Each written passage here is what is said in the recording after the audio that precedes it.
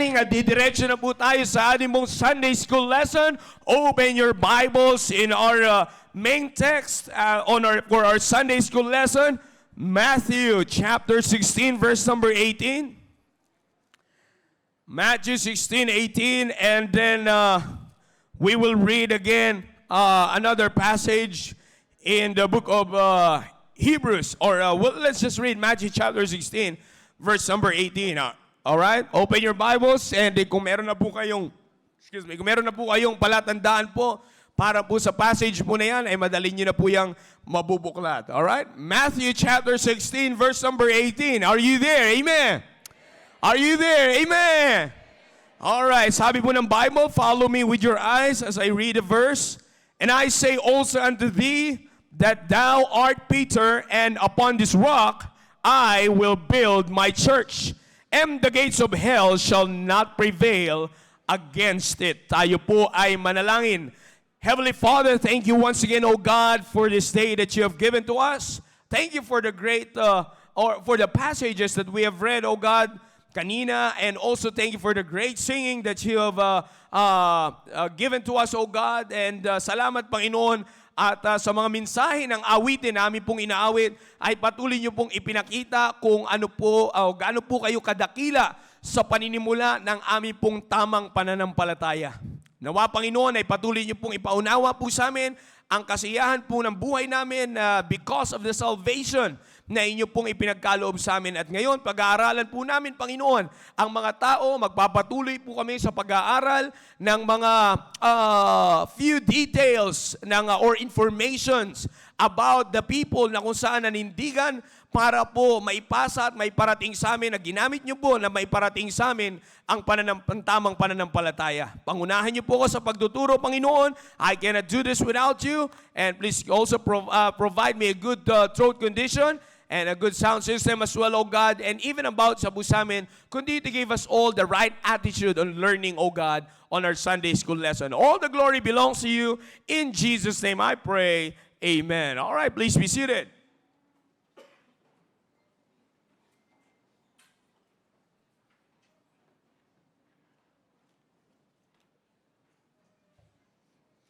Amen. Ngayon po ay magtutuloy po tayo sa ating pong pag-aaral about those categories groups na kung saan ay pinag-usapan po natin.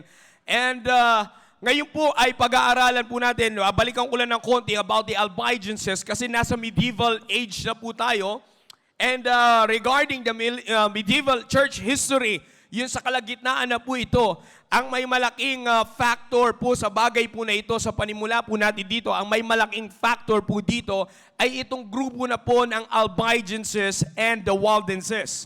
Kaya kailangan ma-review po natin ulit ang dalawang personalities po na ito. The last time ay atin pong pinag-usapan yung mga nauna po sa kanila, yung Petrobrusians and the Henricians. And now this time ay magtutuloy po muna tayo dito po sa mga sa pag-aaral po natin regarding the Albigenses. Alam niyo po kasi sabi ko nga po sa inyo, ito pong grupo po na ito ang pinaka-key for this medieval church history. So pinag-aaralan po natin the last time ay yung mga Albigenses, at ito pong mga Albigenses, mga kapatid, ang kanila pong pangalan, sila po ay napangalanan because ang sinabi ko po sa inyo na balikan po natin, ang great center, na pinakamatinding center nung time po na ito ng medieval church history ay nandito po sa lugar po ng Albi. Alright? So talaga ng Albi o ng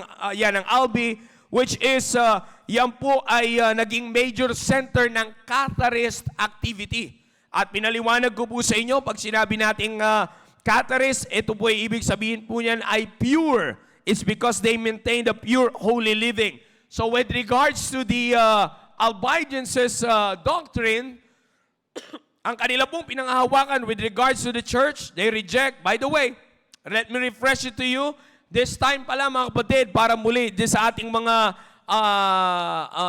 mga bisita and even sa mga baguhan po sa atin dito, at sa ating pong pinag-uusapan dito, makikita po natin that the church or tinatawag po nito na church na kumakalaban po or tinuturing silang kalaban, ito pong mga Albigenses and the Waldenses during that time is the Catholic Church. Dahil sila na po yung kinikilalang state church by this time. And marami po silang practices na pinapakita. And as far as the practices is concerned, mga kapatid, ay katulad po na sinabi ko sa inyo kanina, mga nakaraan, ito po yung nire-reject ng mga Catharist groups. Kung bakit po nila ito nire-reject, it's because maliwanag na ipinakikita nila na wala po yun sa scriptures. Wala po yun sa salita ng Diyos. So ito pong mga Albigenses, with regards to the church, nire-reject po nila yung Catholic concept when it comes to the form of church government.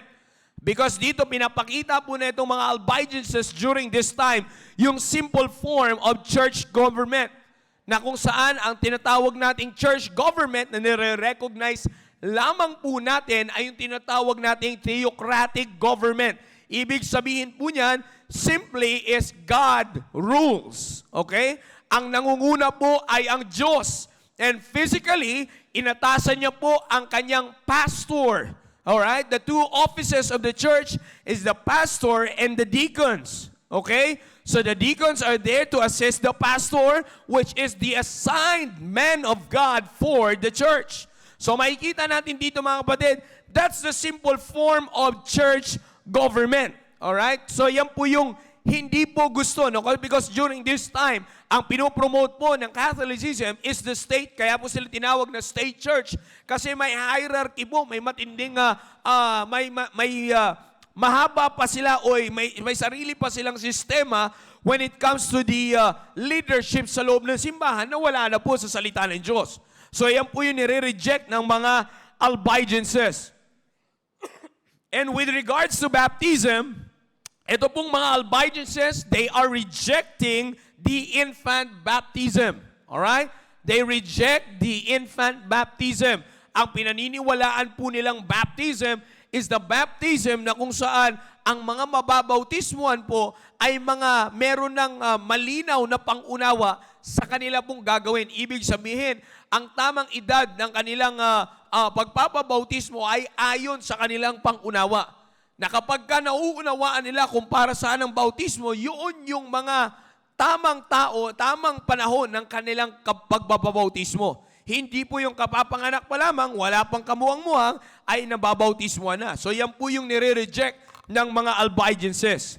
And with regards naman sa salita po ng Diyos, mga kapatid, the Albigenses accepted the scriptures over tradition. Alright? They accepted the scriptures over tradition. So hindi po yan na ang pinaka-final authority na kinikilala nila over the church ay walang iba kundi yung salita po ng Diyos. Hindi po kung ano yung nakagawian lamang. Okay? So kung makikita nyo po mga kapatid, kung makikita po natin during this time ay the same thing ng ating pong pinanghahawakan po ito. Okay? Kung ano po ang meron sa kanila, yun din po ang ating pong pinanghahawakan. Moving on to the next personality na tatapusin po natin ay yung mga Waldenses. Alright? Mga Waldenses. Makikita po natin mga kapatid na ang origin po ng mga Waldenses ay hindi po ito sa panimula ng kanila pong naging tumatayong leader, mga kapatid, na kinikilala ng karamihan na si Peter Waldo. Yes, Peter Waldo has been the leader of these Waldenses, pero mga kapatid, ang totoo po niyan is that si Peter Waldo lamang po ay nakilala dahil sa panimula ng kanila pong revival. Okay? So ang ibig sabihin mga kapatid, wala pa si Peter Waldo, nag-i-exist na ang mga tao po na ito.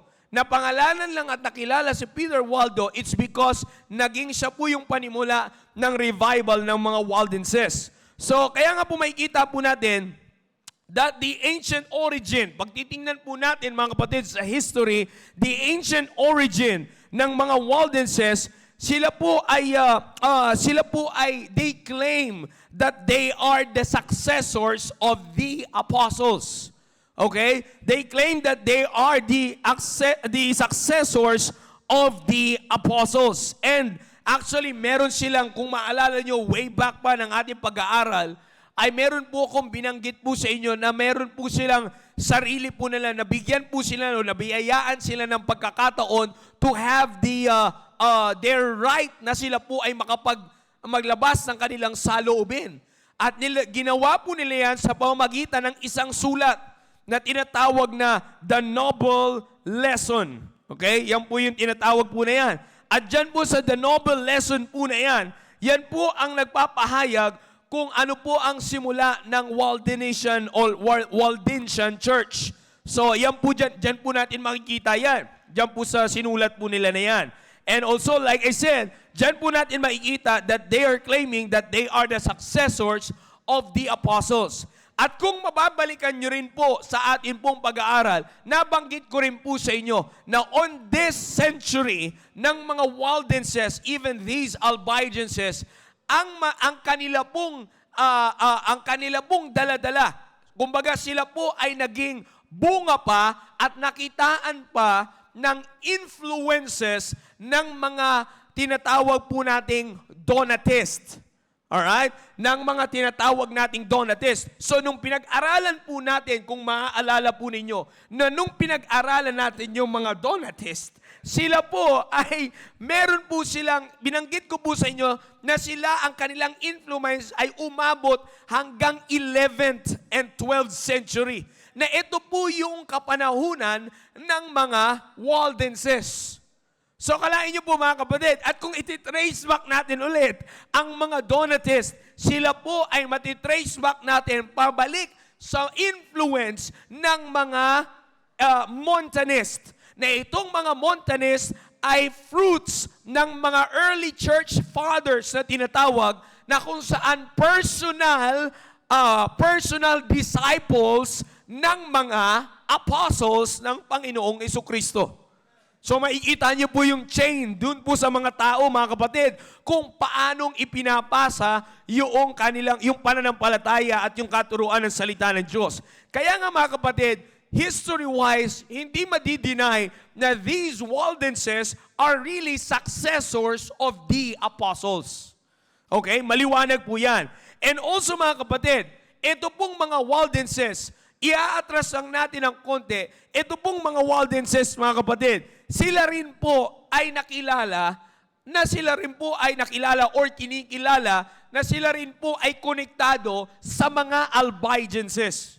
Okay? Na like I said, ito pong mga Albigenses ay nag-exist doon po sa town ng Albi na kung saan nandoon po yung great activity, nandoon po yung great center of activity ng mga Catharist groups or ng mga kinikilala nilang Puritans. So ito po mga kapatid, like I said, yung pangalan po or yung doctrine po mga kapatid, yung doctrine and practice of the Waldenses ay atin na pong titingnan. Pupuntahan na po natin to at dito po tayo, isasaraduhan natin ito dito because later on sa pagtatapos, ipapaliwanag ko po sa inyo ang mga susunod na pangyayari during the medieval church history. Okay? Now, ito po mga kapatid, ang doctrines and practices ng mga Waldenses. Ano po yun? Regarding the scriptures, tinatanggap nila that the whole Bible, not only the New Testament, even the Old Testament, mga kapatid, tinatanggap nila to as authoritative pagdating sa simbahan. Okay? Kaya nga po makikita po natin na sa history, isa po sa mga tinitingnan po sa kanila at kumbaga yun ay pagkakakilala po sa kanila that they are noted for their love and use sa scriptures. Okay? Inuulit ko po, sila po ay nakilala sa kanilang pagmamahal at paggamit sa salita po ng Diyos. Akalain niyo po yun? Sa scriptures. So, every time na sila po ay makikita, yan po ang talagang, kumbaga, kilala sila na pagdating sa scriptures ay talagang, kumbaga, pinangahawakan nila ng matindi. Kaya nga mga kapatid, ang ginawa po sa isa sa mga persecution sa kanila, yung Bible, they made the Bible forbidden pagdating sa simbahan. Yun na po yung ginawang atake po sa kanila. Kaya nga po, isa po yan sa mga naging persecution po sa kanila. At again, pinapaniwalaan din po kasi nila kung bakit po ito pinorbidden sa kanila pong simbahan at yun yung inatake sa kanila, it's because pinaniniwalaan din po nila at kanila pong itinuturo na ang Bible is, this is available to all people. Okay? Ibig sabihin mga kapatid, hindi lamang po doon sa leader pwede ang Biblia, kundi sa lahat ng nasa congregation ay pwede ang Biblia. So kung makikita nyo mga kapatid, ang pinanghahawakan ng mga Waldenses po na ito, up until this time, parehas po ng ginagawa po natin. Ano pong lagi sinasabi ni Pastor Will, napaka-importante na bawat isa sa atin ay may Biblia. You see, parehas tayo ng practice mga kapatid. At makikita rin po natin na yung nag-uusig sa kanila ay parehas pa rin ang practice nila ngayon. Naiisa lang ang may karapatang humawak ng Biblia. You see na? So makikita niyo po, yan yung kanila pong paniniwala. And also, pagdating sa scriptures, they oppose any spiritualized interpretation of the Bible. Okay? They take, ang ginagawa po nila, pag sinabi natin spiritualized interpretation, ito yung mga makikita rin po natin na kung saan ay malamagic ko, no? You see, ito na yung mga nakikita po natin sa panahon natin ngayon na emotional interpretation ng salita ng Diyos. You see? So mga kapatid, dito, makikita po natin, wala tayong ganyang practice. Okay? Kung ano po ang ini-emphasize at tinuturo ng Biblia, both in the Old and New Testament, yun po ang ating tinatanggap. At yun po ang ating pinanghahawakan, mga kapatid. So regarding the scriptures, mga kapatid, wala sila no tinatawag na spiritualized interpretation na kung saan hindi po natin nakikita. Of course, mga kapatid, don't get me wrong, yung ginagawa po natin lahat dito na hinahayag po ng ating mahal na pastor and also yung mga pinagkakatiwalaan, nagsasalita, nagbe-preach at nagtuturo po sa atin dito, it is all, of course, guided by the Holy Spirit. Pag sinabi nating spiritualized, mga kapatid, ito yung may sarili lang interpretation, yung binanggit ko po sa inyo na, in fact, binalikan ko po ito sa tinuturo ko sa Bible School po natin sa mga second year students. Ito yung tinatawag po natin mga private interpretation. Na tipong ang nakakaunawa lang ay yung pinaka-leader nila. No, wala pong ganun sa Biblia. So regarding the scriptures, yan po ang doctrine and practices ng mga Waldenses. Regarding the church, ito po maganda. Regarding the church, they rejected Rome's claim to be the true church. Okay? Because during this time, the Rome, which is where the center of the Catholicism, kiniklaim na nila na they are the true church. Pero ito pong mga Waldenses, they rejected the claim of Rome to be the true church. And also, pagdating sa simbahan, they believe that preaching should also be the right of laymen and denied the right of priests to bind or loose or even consecrate or bless. So makikita po natin dito na yung paghahayag ng salita ng Diyos, ayun nakikita niya natin na the same, na hindi lamang po yan sa tinatawag nilang pinaka-priest, even to the laymen, ay nabiyayaan din, na pinaniniwalaan nila na may karapatan din na maghayag ng salita ng Diyos. Of course, like I said, following the pattern pa rin yan, going back to what the Bible is teaching us, lalong-lalo na sa New Testament, ay makikita po natin that of course, hindi pwede na yung laymen ay umangat sa mga pastors. Hindi po yun. Pero ganun pa man, so makikita po natin mga kapatid, pagdating sa panahon po natin dito, naririnig na po natin na hindi lamang po si pastor ang nagpipreach. May mga pinagkakatiwalaan din ang pastor na nagsasalita para po sa atin. So makikita niyo mga kapatid, even in church organization na dala-dala ng mga Waldenses ay parehas ng atin pong pinapractice po ngayon. Amen. At hindi rin po sila naniniwala na merong isang priest na siyang magkakaroon ng karapatan to bind or to loose, okay? Or to consecrate o mag-bless ng sino mang tao. You see, walang kapangyarihan ang priest to do that. And that's what they believe. You see, sino lamang ba ang may karapatan nun? Of course, Diyos. Si maliwanag naman yun, mga kapatid. And in fact, sa book of Matthew, binanggit din po yan. And even sa book of Hebrews, makikita po natin yan. And the last thing na kanila pong paniniwala when it comes to the church, they believe also in holy living of the members. Alright? They believe in the holy living of the members. So makikita po natin, mga kapatid, ito yung kinikilala na practice ng mga Waldenses. Na kung saan, sabi ko nga po sa inyo, ito po ay kanilang claim na natutunan mula po sa mga apostles.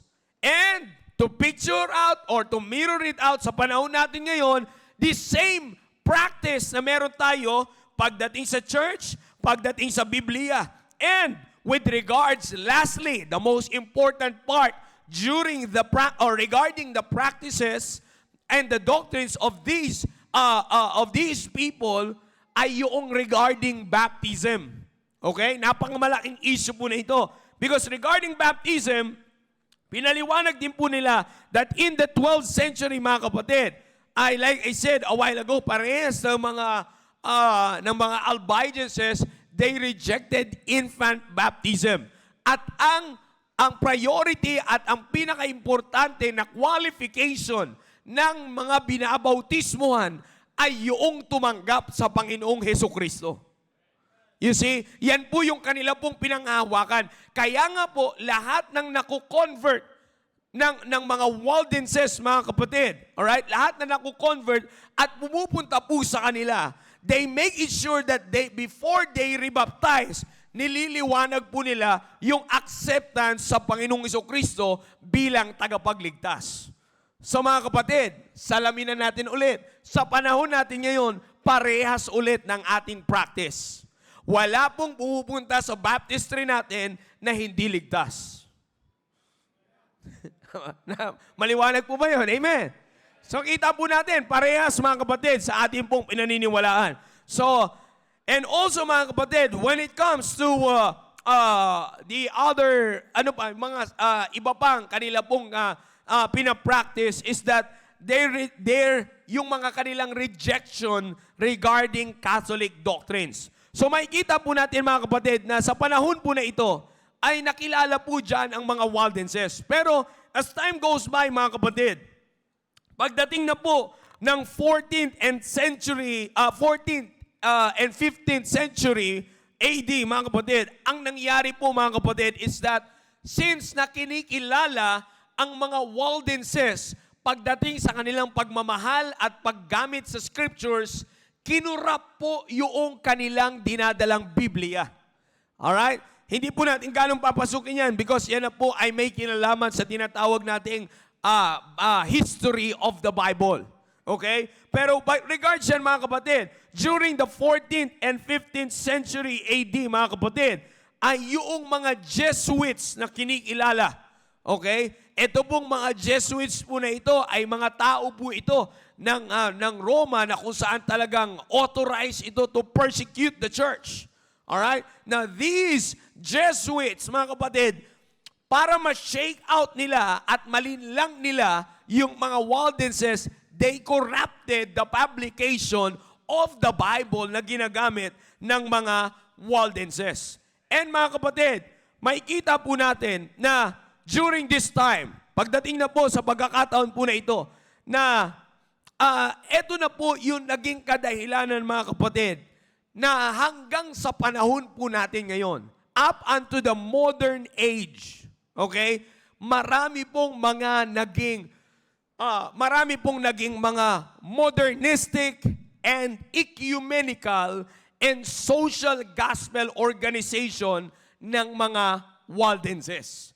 Kung naalala niyo po yung sinabi ni Pastor Hill last time, you see, bagamat they tried to maintain the church and they tried to maintain the church purity and the church doctrine and practice, still ginapang sila ng dyablo na hindi nila namamalayan. And kaya po ngayon, sabi ko nga sa inyo, sa history, today, mga kapatid, the Waldenses are modernistic, ecumenical, and social gospel organization na po sila. And actually, active pa po. May mga grupo pa ng mga Waldenses na active ngayon sa Uruguay and Argentina. Sa panahon po yan ngayon, active pa rin po yan sila. Pero mga kapatid, sa nakakalungkot man na istorya at bahagi ng kanila pong pagpapatuloy, ay sila po ay naging ecumenical na.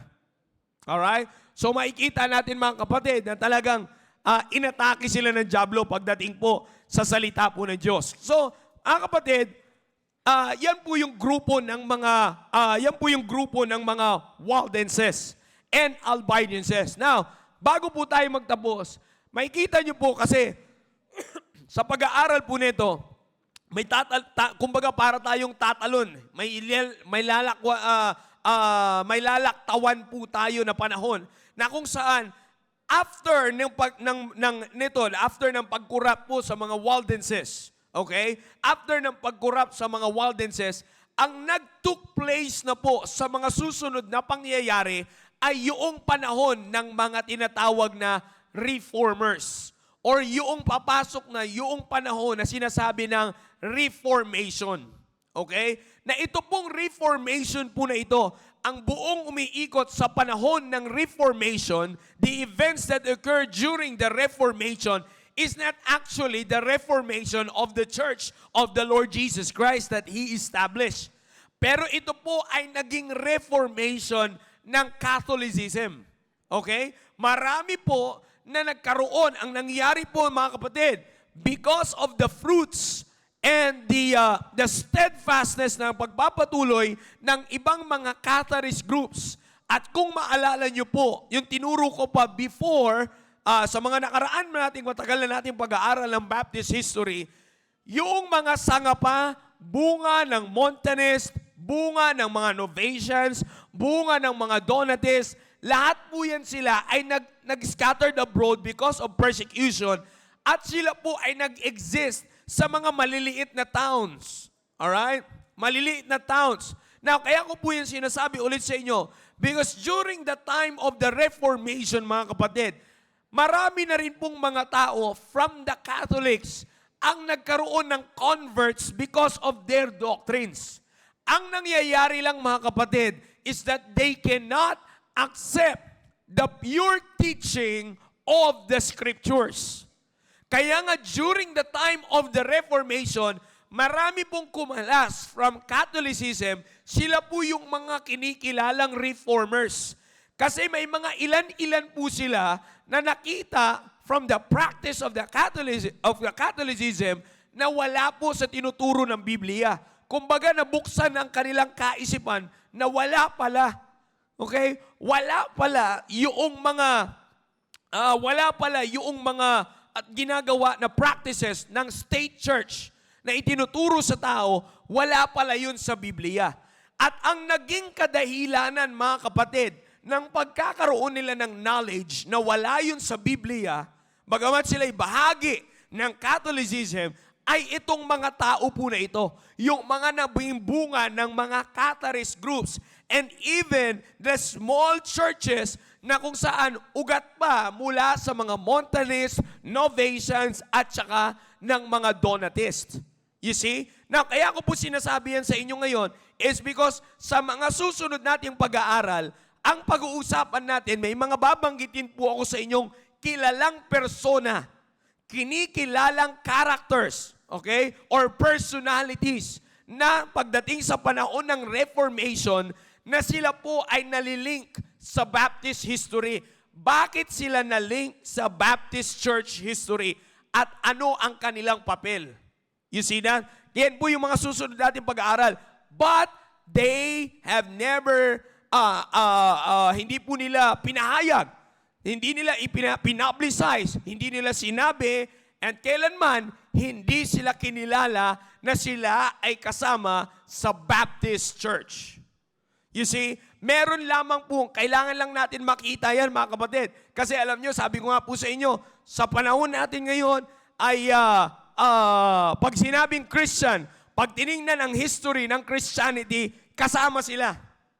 You see, kaya nga ang ginagawa natin mga kapatid, babalikan ko lamang po ito sa inyo, itinitrace natin ang history, not in the history of Christianity, but in the history of the Baptist Church.